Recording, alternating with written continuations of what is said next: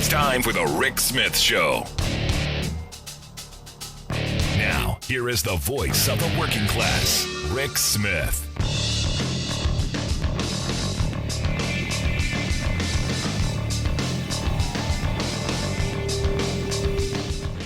Without objection, I include in the record a video presentation.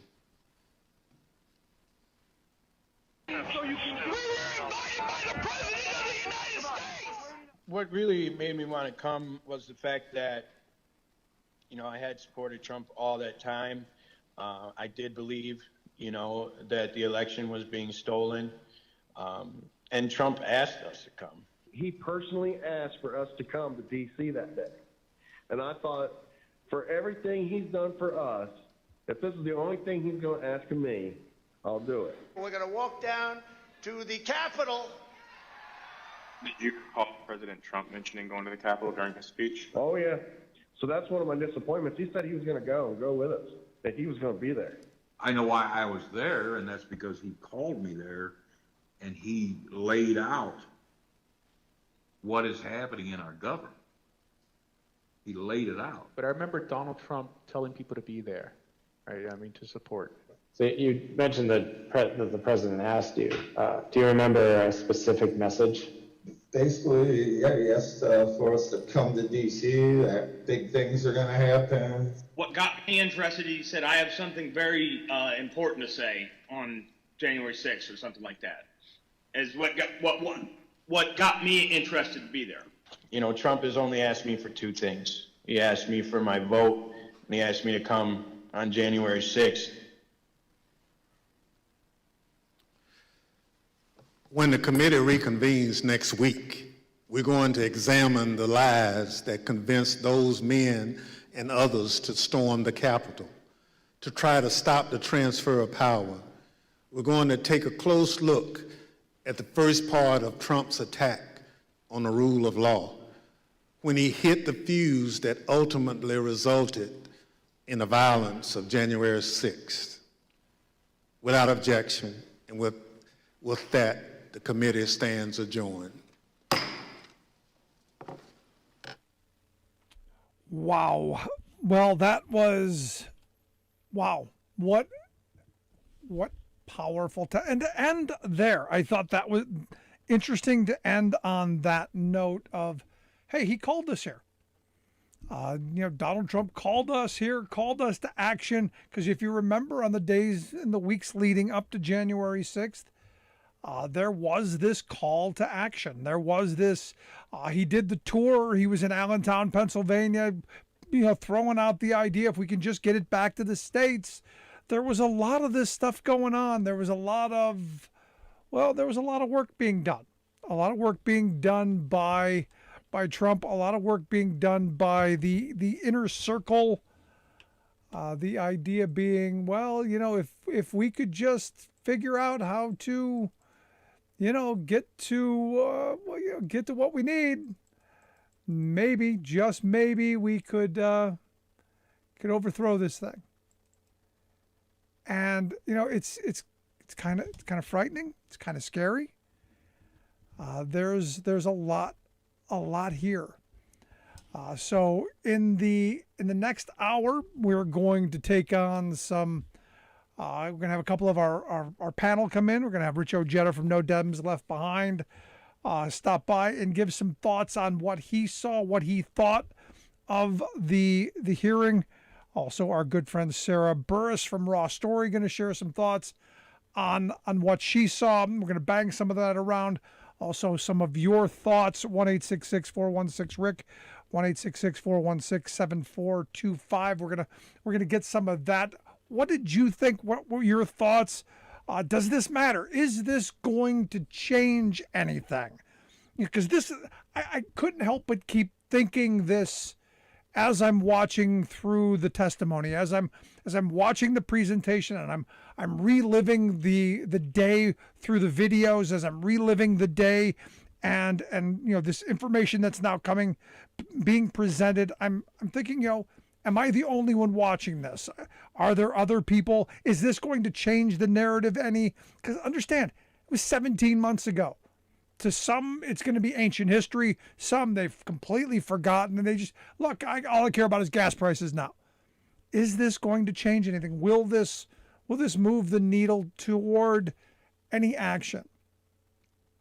Because understand, and this is where I think the future is going to have to get us in some places where we start talking about reality. Election wasn't stolen.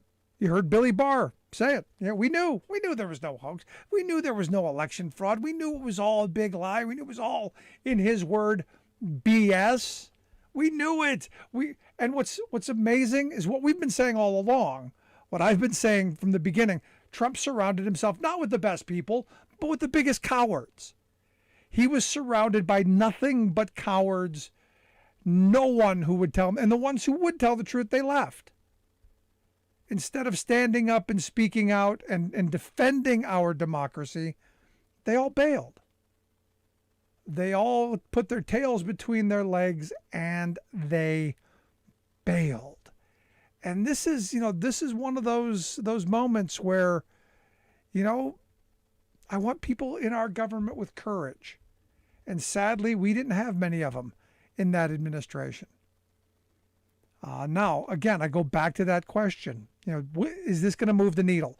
Will this awaken anyone? Is this going to help us, change things? I don't know. Another thing that's sticking in my head, and we're going to ask the panel, because Liz Cheney brought it up. A number of Republicans were asking for pardons. I want to know who. Who were those? Name the names. What Republicans are we talking about? Is it my representative, Scott Perry? Was he one of the ones asking for a pardon? Jim Jordan, is his name on that list? How many Republicans were out there begging for pardons because they knew what they did was wrong?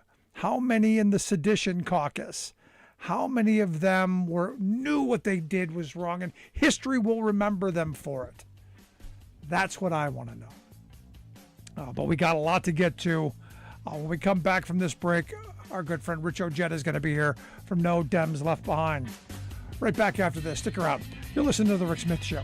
We're working people. Come to talk. Here we are again. An overseas conflict hikes up our gas prices, and oil CEOs rake in record profits. It will keep happening until we break free from oil. Right now, we need Congress to ramp up production of clean, renewable energy sources. Energy that doesn't run out, so it costs families less. Energy that's made here in America. Energy that can't be manipulated by erratic dictators across the globe. Because real energy independence is built on clean energy. So that was interesting. That was... My mind keeps going to this spot of, is this going to matter? Is this going to resonate? Were people paying attention? How many people were watching? Is this going to move the needle any? Are people going to pay attention? Now, I got 1,000 questions to go along with that. And that's why I have brought our all-star panel along. My good friend Sarah Burris, reporter at Raw Story, and Rich Ojeda, national spokesperson for No Dems Left Behind. Guys, thanks for taking some time for me. Hey, boy, glad to be on. You bet. So let's start with you, Sarah. Is this going to matter? Was anybody watching? Is this going to move the needle? Thoughts? So I think one of the major things about this that going into this is I assumed that, this needs to matter because a lot of people need to watch it. It needs to be a big deal. What happened sort of throughout the process and hearing a lot of the tapes and a lot of the testimony from Trump's own people made me realize that this is really, really important for Merrick Garland to hear, because this proved criminal intent. This really laid out the case for the Justice Department more than it did anything else. And, we've speculated whether or not Merrick Garland is going to step in, whether he's going to, indict Trump. I think this made the best case that we have ever heard in like an hour. Like, you heard this case in an hour where people were like, he knew he was going to lose. Everybody said he was going to lose. We all told him he lost. We all told him this wasn't fake. Everybody told him this, and he still kept lying about it. And then told people to find and vote. Yep. So I think this creates the pathway for it. And all the cowards around him kowtowed to him just to appease him. That's the other part in this.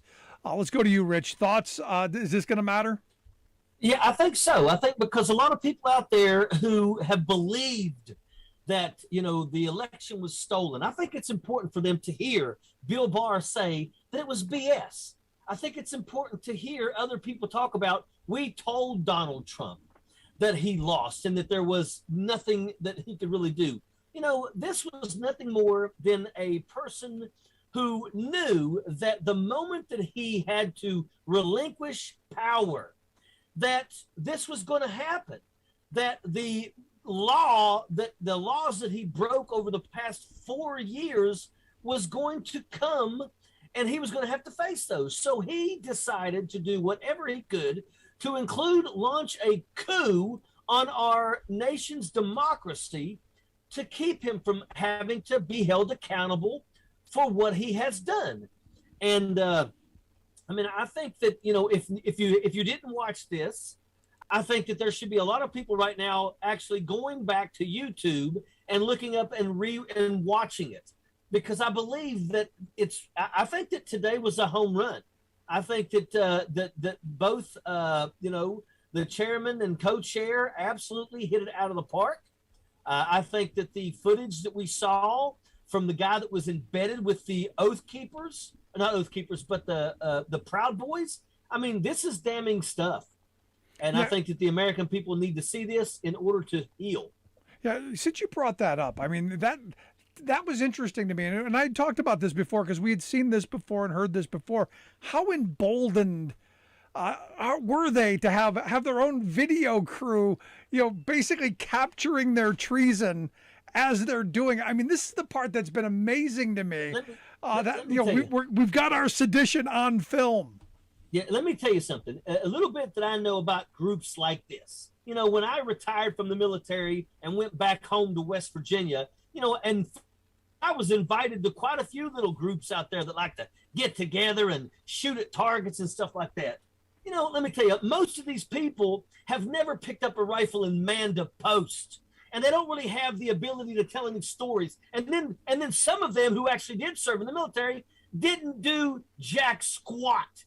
I got people back home that I get into it with all the time because they want everyone to think that they're warriors. They never went to any schools. They never served in any combat zones, and they only made it to the ripe old rank of private first class.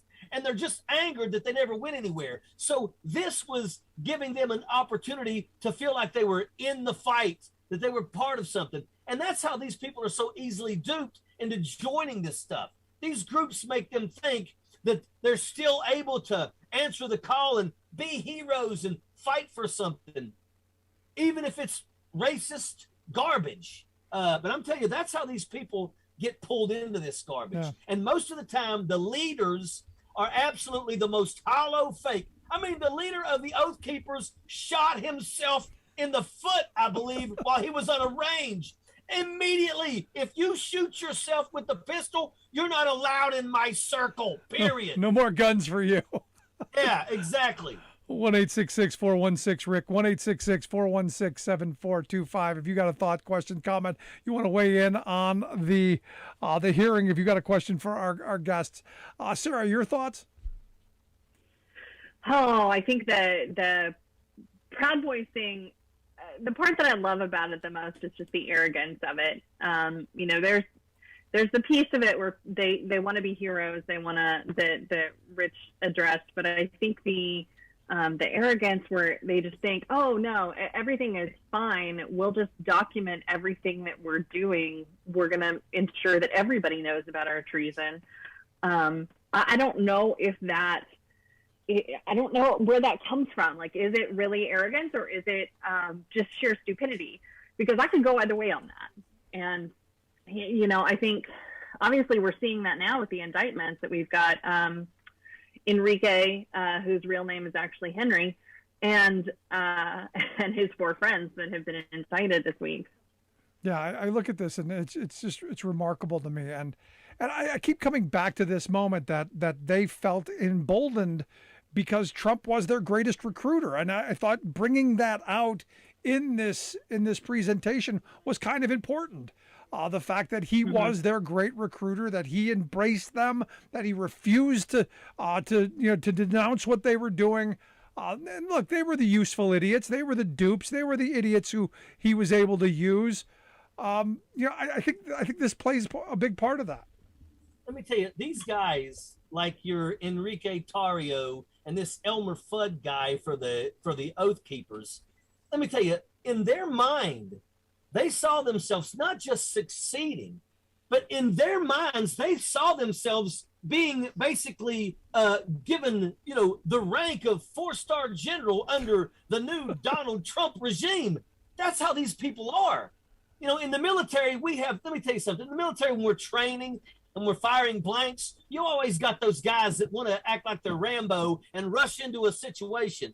But when you're in Iraq and Afghanistan, those people don't exist because it's real bullets. Yeah. These people are absolutely duped. They were duped by absolutely one of the dumbest to ever hold the office. And it's really embarrassing. And I hope every single one of them go down. I think they should lose their citizenship, and we should swap them for everybody at the border who is seeking asylum. That's interesting. Let's go to the phones. We got John from Sun Valley. John, what's on your mind? Hello. You got a question or a comment for our panel? Yeah, I got a comment. I'm left wing. Okay.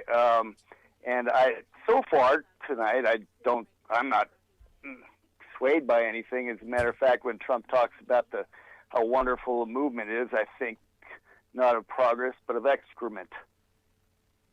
And what I think will matter once this hearing finally warms up, and there's no home runs tonight, it's just a warm-up, is that people will see what these dupes say, and I want to see what they say, how they think. I know they're pawns quite often, most of us in this country. But then I'll see that maybe then this would matter. We have a lot more in common than we have in difference because we all believe that something's wrong here. Okay. Really wrong. But I'm not going to go hiling behind Trump and all this royal we's and all that stuff. And I'm not going to go violent with mob violence, like war, the ultimate mob violence, and the violence that we saw on January 6th of last year. All right, appreciate the thought, John. Thanks so much. You guys have a good day and don't mess up. There you go. Thanks so much. Any thoughts, Sarah, on John's comments?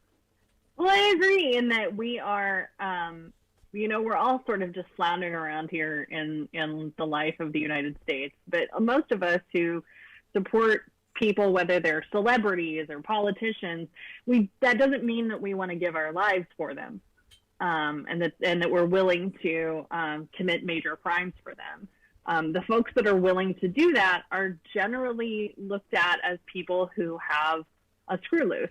And when you add the element of militia and racism and weaponry, then that just becomes organized screws loose, right? Like it's just a whole group of a bunch of toolless tools. And so, I mean, it's what to me, I think will come out of this more than anything. And where I disagree with John is that I think, where this did sort of just warm up to everything, but the Ivanka Trump piece of this, like the fact that she basically got on video and sold out her father in just a few seconds, it's just like, oh man, that piece of it was enough where I was oh, this is going to be a thing. That was something. Let me tell you, I think that tonight was a home run. And what I really mean is that a lot of people who chose not to watch tonight are going to go back and watch tonight, because I think there's going to be a lot of people talking about things like Ivanka Trump. There's going to be a lot of people talking about, the underground in the parking garage being videoed where Eric Tarrio and Elmer Fudd were standing there having a conversation. You know, I believe that what this did is I think it's going to spark a lot of people to now make sure that on Tuesday at 10 o'clock in the morning, they're going to watch. There you go. Watch. Yeah, we'll see. Because at the end of the day, the more we get to watch, the more people we wake up. All right, let's go to Jim in Chicago. Listen on WCPT AM 820. Jim, what's on your mind, buddy? Hey, Rick, how you doing? I'm good. What'd you think? Good. I got a comment. I think I agree with, I believe, Sarah is the young lady's name. Yeah, Sarah Burris. Okay, I kind of agree with her. She said a little earlier she was talking about she didn't know what it was. Maybe it was just stupid. I think I agree with her totally in almost like a different sort of way, but like similar. There's two kinds of stupid. There's stupid people that stay in their lane and do their thing, and they don't go beyond a certain area. And they're smart enough to know that. The scary people are the people that are too stupid to know they're stupid. That's who these folks are. And I fear that the right people aren't going to listen to this, and the ones that aren't going to listen aren't going to pay attention. But it's quite gripping, and I do hope, like the rest of you, that it comes through. But I think a lot of it just has to do with stupidity. Thanks a lot, Rick. Have a good night. Appreciate it. No, I agree. Guys, you want to weigh in on that? Let's start with you, Rich. I think he was spot on, man. I agree with everything he said. Sarah, you want to jump in? No, I think Jim is right. But I would say that people who know that they're stupid, I think that there is some self-awareness and intelligence to that. Like the smartest people I know are the people who know that they're not the smartest. I accidentally just hung up on Calvin. I hope Calvin in Chicago will call back. Oops, sorry, buddy. Sorry, Calvin. Sorry, Calvin. Please call back. Let's go to Alice on line one. Alice, how are you?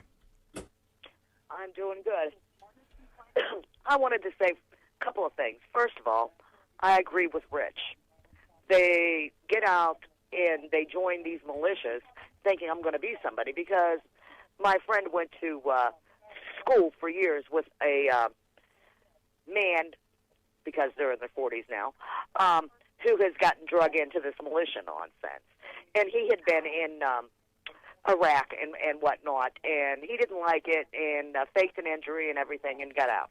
But now he tries to be a hero. And Sarah, you're right. They're stupid. But they're stupid delusional is what they are. They have these delusions of grandeur, and they are stupid and arrogant.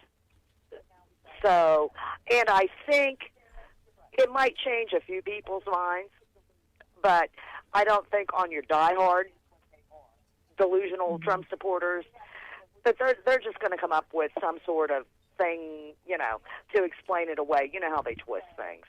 Yeah, we're not getting the fives. Right. Yeah. Have a good evening. Thanks, Alice. Appreciate it.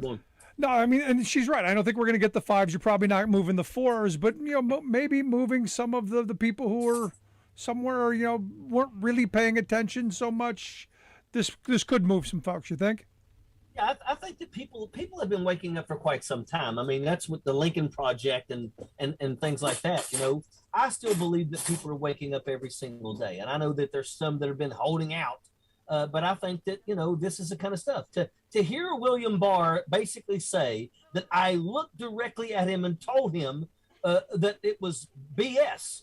I mean, to hear other people say that they absolutely told Donald Trump that there was no evidence that that the election was stolen.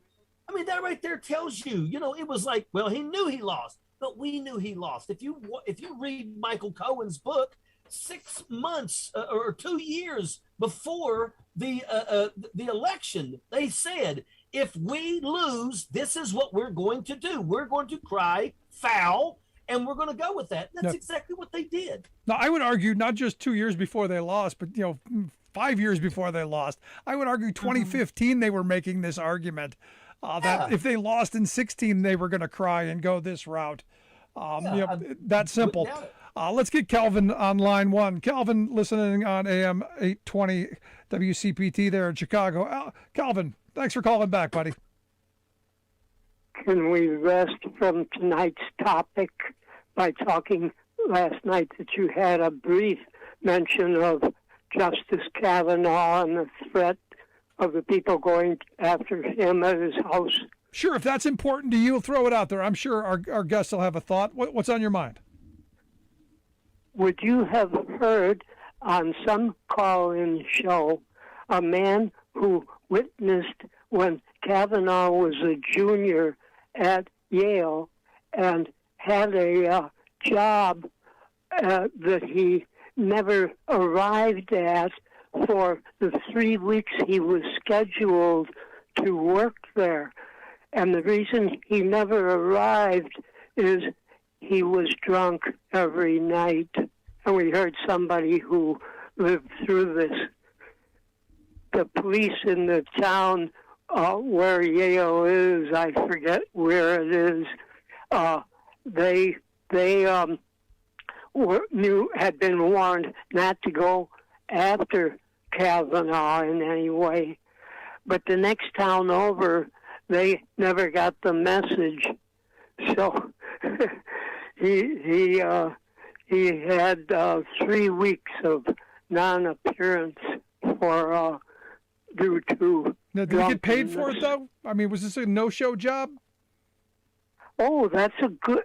Oh, I don't remember that detail. This has been a couple months ago. We heard it.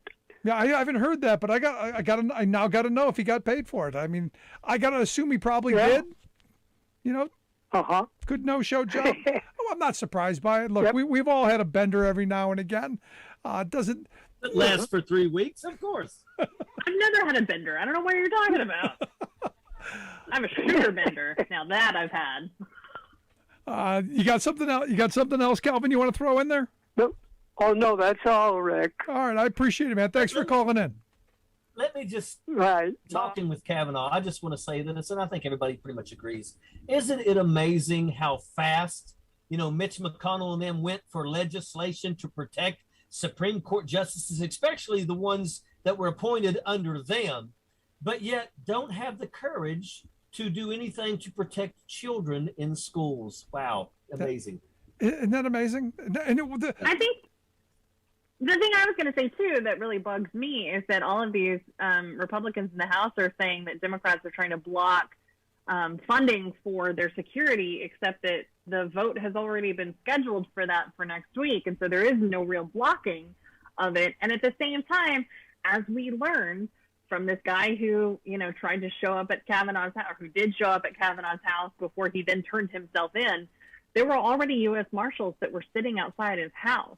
These people are not just like wandering around with, their spouses holding a handbag trying to block weapons here. Like, they do actually have security. They always have.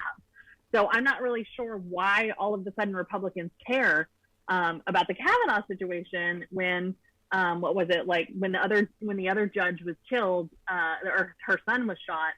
That guy had a whole dossier on Justice Sonia Sotomayor where he wanted to go after her. Yeah. And we didn't hear anything about that. Yeah, it's amazing how that works. But you know what we didn't hear? We didn't hear anyone going, gee, instead of putting Secret Service or putting additional protection there or passing a law to protect them, we should just give them, bulletproof shields for their robes. Or maybe one door to their house. We don't hear any dumb stuff like that. One door. Just one door. No, I mean, I know this is off topic for tonight, but now Calvin's got me started down this road. I know. It's infuriating. Thanks, Calvin. Good work, Calvin. I mean, this is one of those things where you just go, the distraction of, hey, we need one door, bulletproof backpacks. It's the damn gun. That's the problem right there. Yeah. And let me tell you something. As a person who has carried these weapons, who's used them, I'm going to tell you, no civilian needs these things. If you need a 30-round clip to shoot a deer, buy your meat. You're a horrible shot. That's just the way that it is. I mean, it's absolutely unacceptable. And what's sad is that, they had to use the sticker on the toe of one of the children's shoes to identify her. They had to use the cartoon patterns on some of the clothing that were stuck to them because of the blood to identify children. And you know what? That is absolutely unacceptable. And if that can't convince these people to release their grasp on, the NRA, then nothing is going to. And oh, by the way, since the Uvalde shooting, there's already been 10 more mass shootings. There was one today. Look, it's not going to change. It's not going to change until elected officials are directly affected. And I hate to say that, but that's the truth. Their kids aren't going to public schools. Their kids are going to schools that are protected, but not our kids, because they don't care about our kids. They care more about that money from the NRA. No, that's the scary part of all this, and they don't get arguments over we need just one door.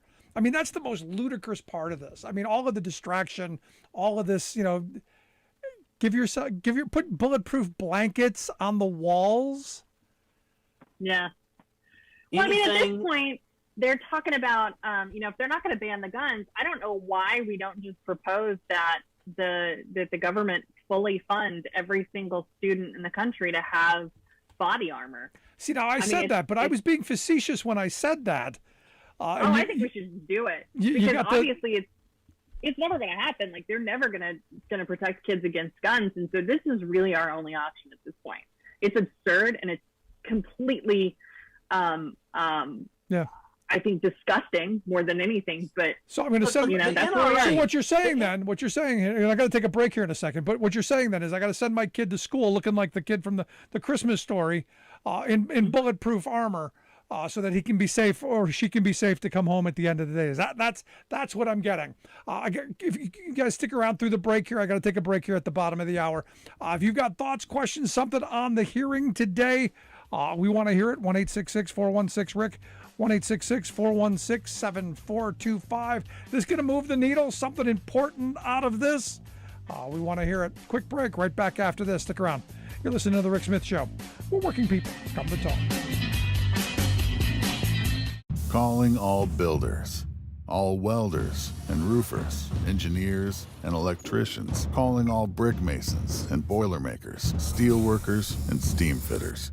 Your country is calling you to rebuild America, to create a cleaner, safer, more prosperous future for all. Tackling climate change, this is the job of our lifetime. It's time to build back better. Let's get to work. Welcome back to The Rick Smith Show. Now, here is Rick Smith.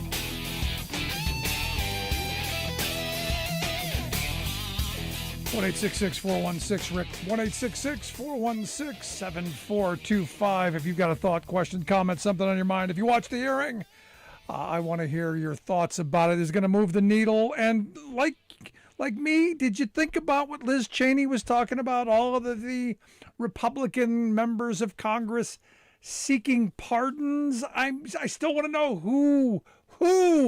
Was it my representative Scott Perry? Was it Jim Jordan? Gun Fetish Barbie? Marjorie Three Names? I want to know who it is.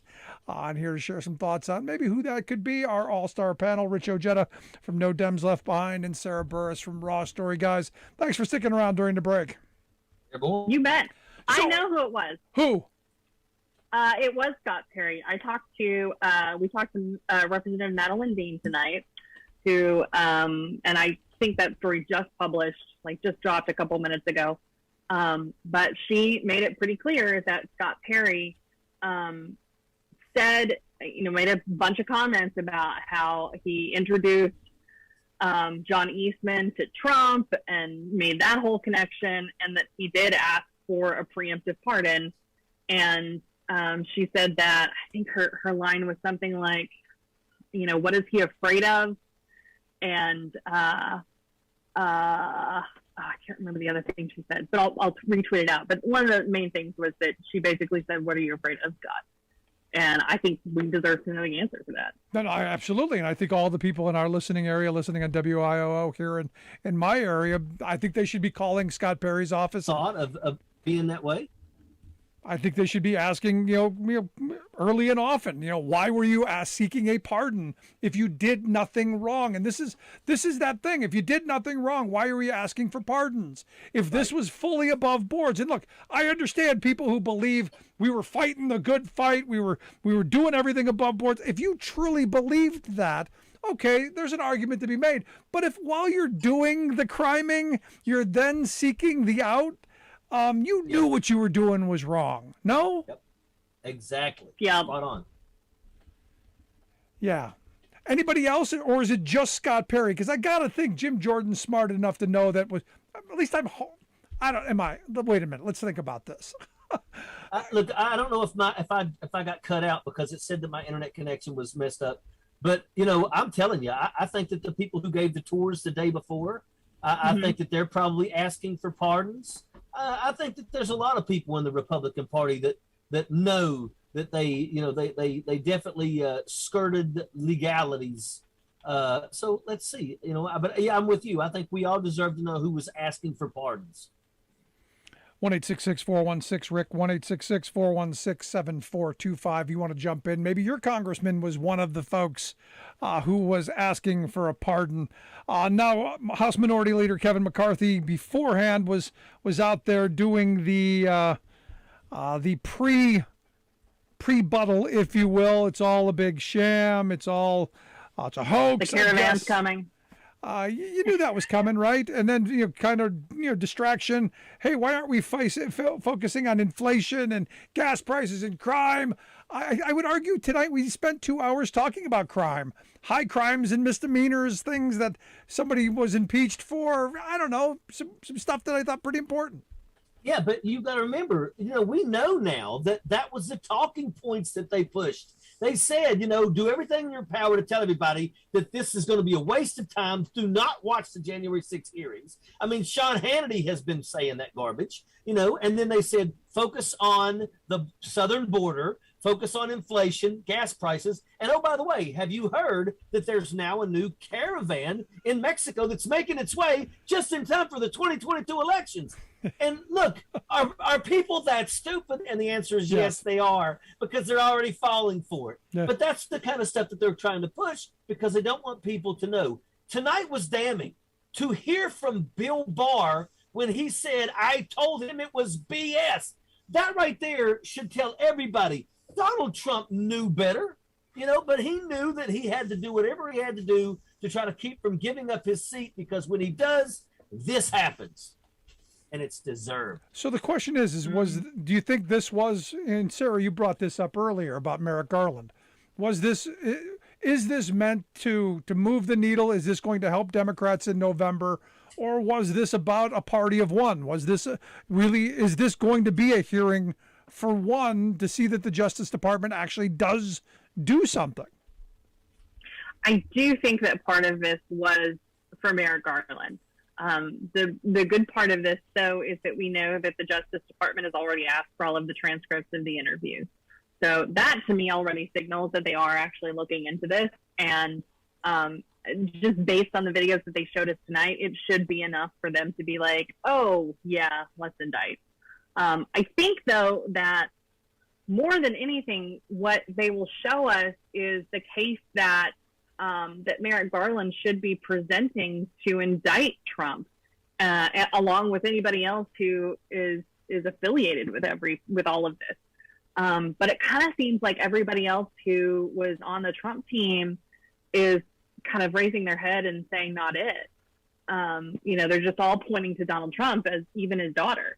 Yeah. It makes me, one of the things that Lawrence O'Donnell at the break said on MSNBC is, can you imagine a Watergate and Pat Nixon standing up in front of the committee being like, oh yeah, my husband did this, or my dad did this, and it's like, it's not something you generally see a lot in politics. Whenever is that going to be the headline? Is that going to be the headline tomorrow? Trump did it. I think it should be. I think it absolutely should be. If he did it, we know it, and it's absolutely a crime. He knew that it was a crime. Everybody told him, and that shows that he's complicit. Now it's just a matter of how fast can we get him indicted, because we really only have 2 years, and before basically Biden is going to be up for re-election. Right. So Rich, do you think it's possible that they're going to indict him? Like I've said from the beginning, I don't see it possible. We've never done it. We don't do it. Do you see it as something possible? I do, and I'll tell you, there's another person that think is a brilliant legal mind, and his name is Glenn Kirshner, and he has a show that's called Justice Matters. And I'm telling you, he's been laying this stuff out. I think that what we are seeing is something that absolutely Merrick Garland is paying attention to. But I also feel that Merrick Garland is doing everything that he's supposed to be doing, and it's going to take time because Merrick Garland knows when you are at that level, you can't get embarrassed. You got to go down every rabbit hole. You got to cross every T and dot every I. But I think that, this right here being handed over to him is all that he's going to need to unleash and finally do what needs to be done to Donald Trump. Donald Trump's finally going to get justice. And I'm telling you, I think everybody also pretty much knows that we have to have this. Our country has to have this to heal. Because if Donald Trump gets away with this, this happens again. If Donald Trump gets away with this, every single person who loses a campaign is going to start screaming. That I guarantee you, Dr. Oz is already floating that garbage. They are going to continue doing this. We will never see a peaceful transition of power again. Donald Trump and those closest to him need to go down for this nation to heal. Yeah, Benny Thompson brought that up right at the beginning. Look, at the end of the day, our democracy remains in danger. The conspiracy to thwart the will of the people is not over. And I think right at the beginning, they laid that out in very stark terms. And the reality is he's not wrong. Yeah. And, if you think about it, what did Donald Trump do for 4 years? He didn't do anything. There was nothing but it was basically, all these different failures, shutting down the government, all these different things. They didn't provide a health care plan, not at all. It was nothing but lies, COVID, denial and all this stuff. So what did he do?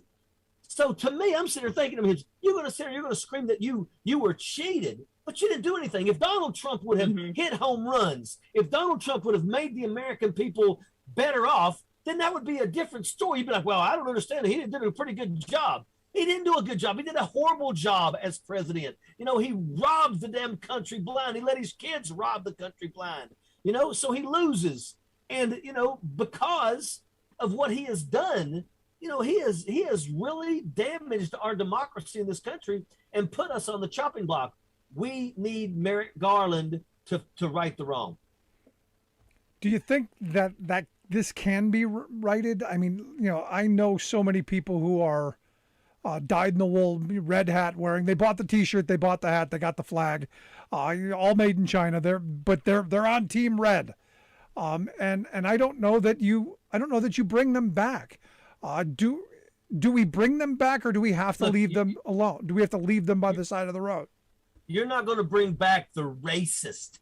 You're not going to bring back the poorly educated that are so easily duped, and they're duped because they're racist, and they love Donald Trump because he hates the people that they hate. You're not going to bring those people back. But I think everybody else will have enough common sense to realize, let it go back to the way it was. There was a time when a lot of people didn't even vote, and a lot of them were absolutely just incorrigible people.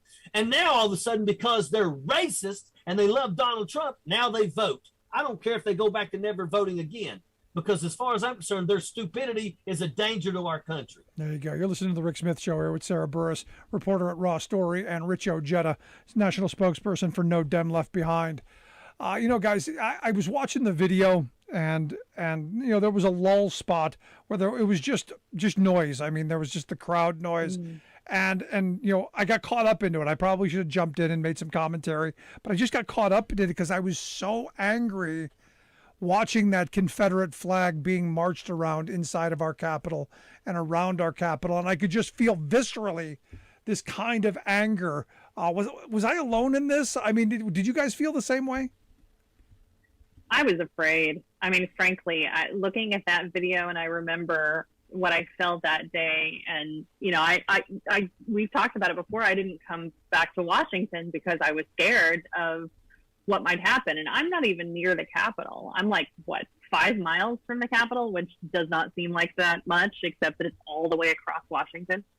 And I just remember, I had signed out from work. I wasn't at work anymore and was just sort of chilling on the couch. And it started, and I was terrified, and I was afraid for the country. But more than anything, I was absolutely certain that members were going to die. Like, I was convinced that someone was going to shoot Nancy Pelosi.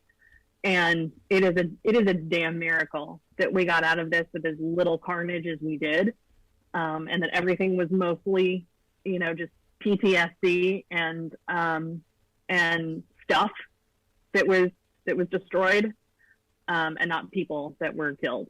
Yeah. Because that every time I see it, that's the sort of anxiety that I feel. It's like, oh my God, somebody's going to die. Rich, your thoughts? Don't you dare claim to be an American and stand there and watch a guy walk through the Capitol, the hallowed walls of our nation's capital, with the rebel flag. They should have ripped that out of his hands and kicked the dog, out of him. And then, let me tell you something else that absolutely made my blood boil, is when they struck down the nation's flag and they replaced it with the Trump rag. And they did just that. And every single body that was in that daggone crowd, to look up there and see that happen and not want to absolutely pulverize the people that did that, just show absolutely the stupidity, the total toothless, inbred type people that were doing that stuff. Those two things right there, watching the American flag be replaced with the Trump rag and watching some toothless, inbred guy run through all halls of Congress with the rebel flag, was unacceptable to me. To me, that's a sin. So last line of question I've got, there are a couple parts to this. One, do you think going forward, do you think they're going to, because look, we got the Proud Boy stuff. We saw the idiots, the dupes. We saw all of them. I want to know who funded all this. I want to know the faces behind the curtains. I want all of that stuff exposed. Do you think they did any of that today? Are we going to find out who they are? I want the moneyed people. And the other part of this is, Mike Pence came out of this, I think, looking like kind of a hero, and I think he's going to look like a hero out of this. The thing about Pence that really pisses me off is that Mike Pence had to call like 50 different people to come up with a justification for why he couldn't do it. Mike Pence didn't have the balls to stand up and say, no, I'm not doing this because it's wrong. He had to get like a whole bunch of other people to confirm for him that it was illegal or that it wouldn't work. He had to call Dan Quayle to bail him out, Mr. Potato Head. And that is the part, like there was an article, I think in the Atlantic, like yesterday or today, that painted Mike Pence as a hero. And it's like, are you kidding me? Up until that day, Mike Pence's face was all the way up Trump's butt. And, he basically was trying to figure out his own way out. And even now, like he's still trying to justify his position and what he did for Donald Trump, and running for his own presidency. He's one of the worst Republicans that has ever been elected in this country. His own state couldn't. He wasn't running for re-election for governor because his own state hated him. So this is the idea that this guy is a hero is just a joke. Yeah, he sat for 4 years and did nothing but be a lapdog to Donald Trump. And finally, in the last few days, he showed a sliver of courage. Yeah, and as far as making sure that we know where this money come from to fund this, I'm going to tell you right now, I think that we are going to get to that because I think we have to, and I think that you may find people like Jenny Thomas being some of the ones behind that directly. And if that's the case, then good, take her down too. That's what needs to happen. This is what we need to heal. You can't just go in and arrest the Tarios and the Elmer Fudd type guys. You got to get everybody. And part of that is also getting the people at the top that pull the strings to help this, to happen. And as far as Donald Trump and always doing whatever he could to take care of the top 1%, and those types, for all we know, those were the types that were helping fund all of these things because they know with Donald Trump, they always win. Yeah, fact. No, that is absolutely the truth. So the next one coming up, when next week? Next week, I think it's Tuesday at 10 a.m. Looking forward to that. I'd love to get your thoughts on that hearing as well. Do we know what the focus is going to be for that one yet? I have no idea. Yeah, they kind of laid out, but I didn't really. I have to go back and watch it. They did basically talk about, on the third hearing they're going to focus on this. On the fourth hearing they're going to focus on this.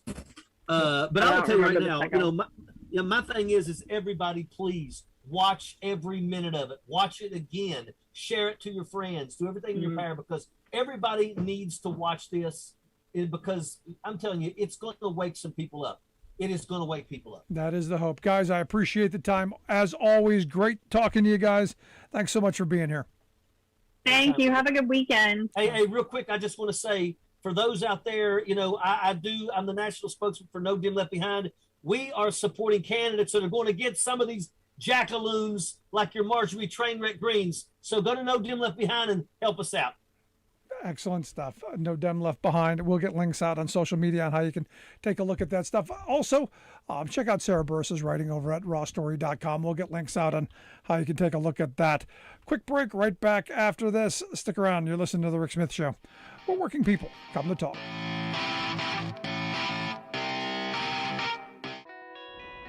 It doesn't matter what kind of weather. It doesn't matter what time of day or night. When Mother Nature's done her worst, the only thing that matters to us is keeping the lights on for you.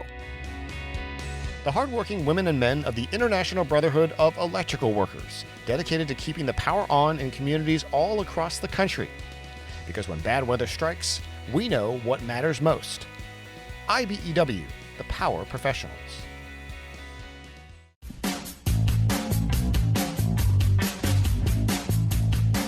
Welcome back to The Rick Smith Show. Check out our website, thericksmithshow.com. If you missed any of today's program, the entire 3 hours today, because we did the entire hearing from start to finish, and then the commentary in the third hour. Normally we just do the 9 to 11 Eastern time slot. Today we moved up to do the 8 to 11 to get the hearing in Eastern time. Central time we did the 7 to 10 to ensure that everyone got the hearing, and then we got a little commentary in with our friends from No Dem Left Behind, Rich Ojeda and Sarah Burris from Raw Story, which I thought was great. And I appreciate everybody who called in and shared some thoughts. This is an important day, I think. I think they did a really good job of making the opening argument and putting out those original putting those kernels of thought. I've got a lot of questions that I want to see answered over the coming weeks. I want to know which Congress people were begging for pardons. Now that we found out one of them is mine, Scott Perry, call his office and ask, why? Why were you seeking a pardon? What did you do that was wrong? Also, I want to know the money. I want to know who funded this stuff. And where I live in Pennsylvania, we got a gubernatorial candidate, Doug Mastriano, who, funded and helped, organize and all that, a bus trip of, a couple of buses, I guess, of people, insurrectionists who went down there with the intent that they were going to stop the certification. And this is the important part to remember. Every person went there with the express purpose of stopping the certification of the election. They went there with a criminal intent. None of this nonsense, it was like any other day, it was a family day, it was a picnic day, we were just lobbying. No. They went there with the intent to stop the certification. They went there with the intent to pressure Mike Pence to do by any means necessary, even as we found out, some of them wanted to hang him. In fact, we found out that Trump actually thought he should have been hung. There was a lot to digest here. We will see what tomorrow brings. Now, I'm sure the F channel, which did not air the hearing, I'm sure they're going to cut little bits and pieces, and they will, like a good game of three-card Monte, they will present it in just the most advantageous light. Like anyone pleading the fifth, there will be their spin, because it's what they do. But ultimately, I don't know how you watch the video presentation that they put forth and the timeline and, remembering that day and not coming away with the fact that This was premeditated. This was planned out. This was plotted. This was schemed. And you start throwing in all of the other stuff, the Eastman memo, the other documents that were the 36-page memo that was there on how we were going to go about stealing this election, how they were going to get it into the hands of the representatives to usurp the power of the states. That was the plan. And it almost worked. Almost worked. Again, I'd love to hear your thoughts. You can email me, rick@thericksmithshow.com. If you've got thoughts, you've got questions, comments, I'd love to hear them. If you missed any of today's program, make sure you download the podcast. You can get that at thericksmithshow.com or wherever you get your favorite podcasts. It's always there, always available. Make sure you share with your friends, comment, share, like, all of that stuff. Thanks so much for being here. We'll see you back here next time.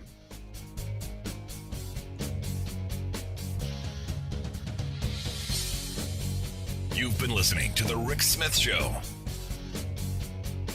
Email Rick at rick@thericksmithshow.com. Until next time, this has been The Rick Smith Show, where working people come to talk.